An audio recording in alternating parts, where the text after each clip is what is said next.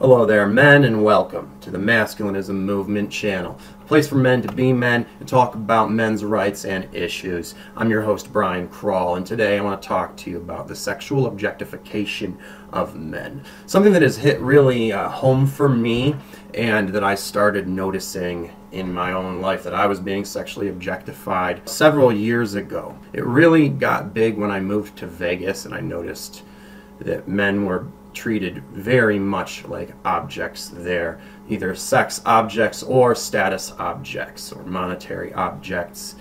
And I was objectified more there than in any other environment, so it was really an awakening for me. Developed a lot of awareness about this social issue then.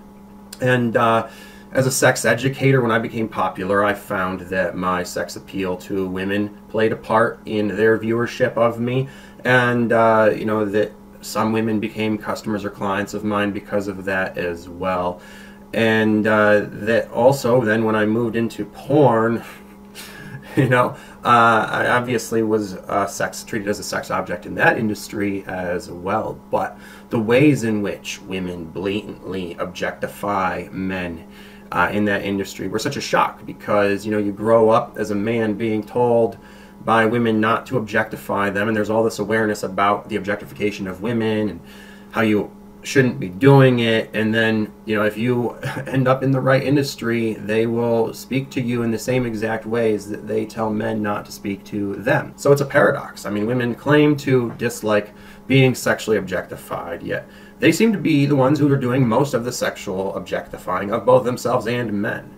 And they want everyone to believe that they are sexually objectified by men and have this impossible standard of beauty, when the opposite is actually true. In fact, most sexual objectification of women and high standards of beauty comes from themselves or from other women, right? Like the women who run Cosmo magazine, or the women who run makeup company, the women who work in the fashion and modeling industry, right? These are the ones setting the standard of beauty on women, not men. The truth is that most men do not have really that high of physical standards for women. There's a saying that beauty is in the eye of the beholder, and men find it very easy to find beauty in a woman, just as long as she basically takes care of herself and looks healthy and is being nice to him, right?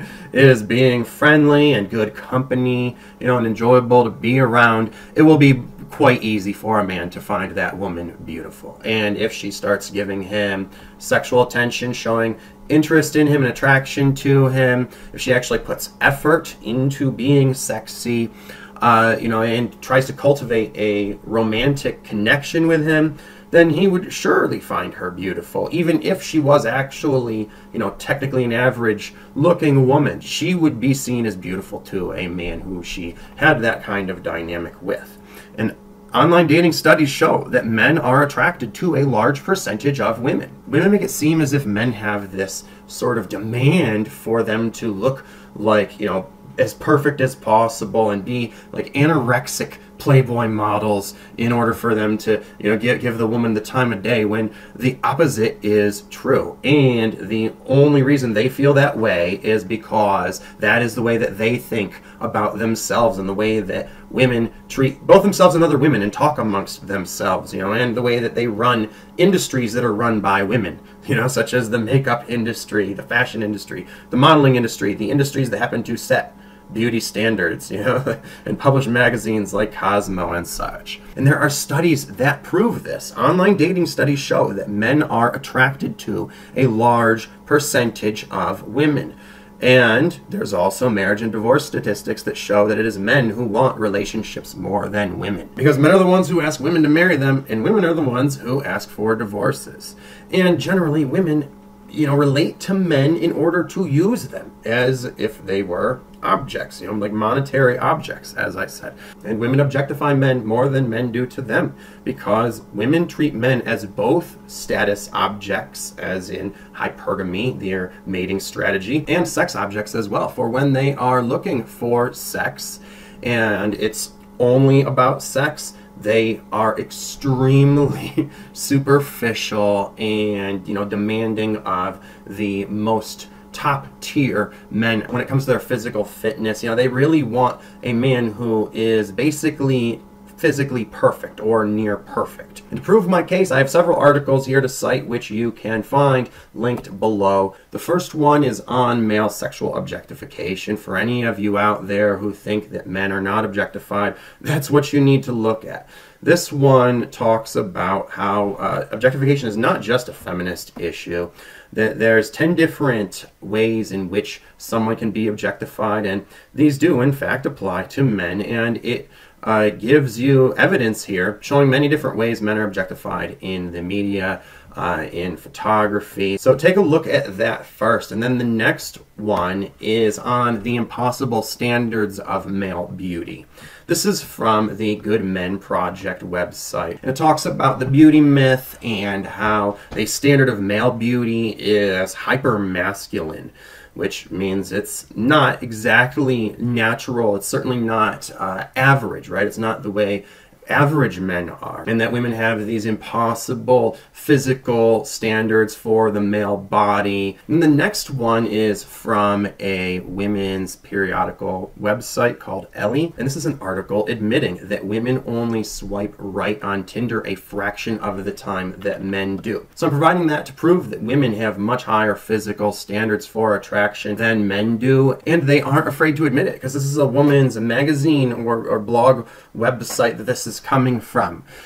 So they aren't afraid to admit how high their standards are. So talking about the impossible standard of beauty that men place on them is just a contradiction and a lie, right? Men obviously are way more attracted to women in general than women are to men. And if that wasn't enough, let's look at some actual Tinder swiping statistics next. In the next link below, this states that men swiped right in the year 2000 on 46% of potential matches, whereas women swiped right on 14%. And to the best of my knowledge, this has actually gone down in the last years.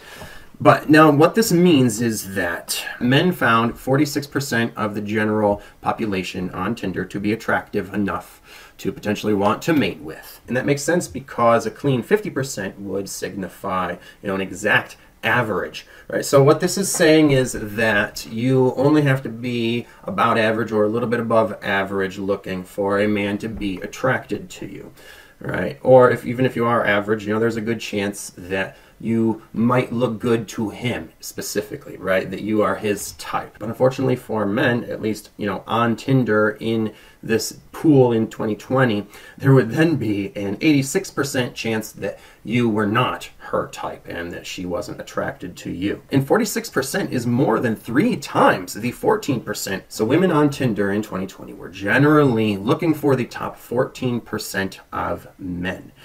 And that is less than a third of the 46% that men had.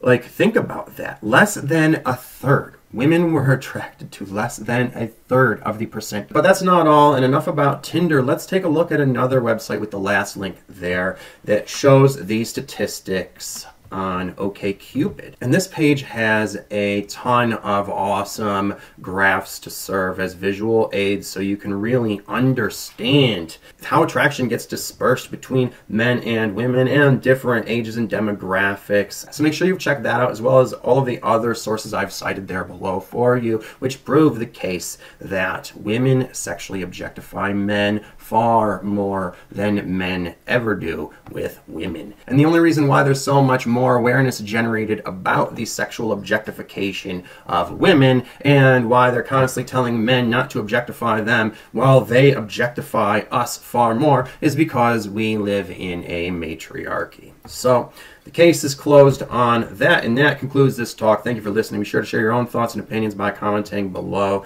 And if you've experienced sexual objectification as a man, be sure to share your experiences as well. And if you like this video, be sure to hit the like button and do share these messages with everyone by sharing the video on social media and talking about these things too. And lastly, check out the links in the description below for other resources for your masculine personal development and living the life you want to as an independent man. And stay tuned for the next video coming out soon, which will further prove that we live in a matriarchy on how women's issues count and men's don't. And make sure you subscribe so you'll be notified when that is. And until then, take care of yourselves, men, because no woman out there is going to.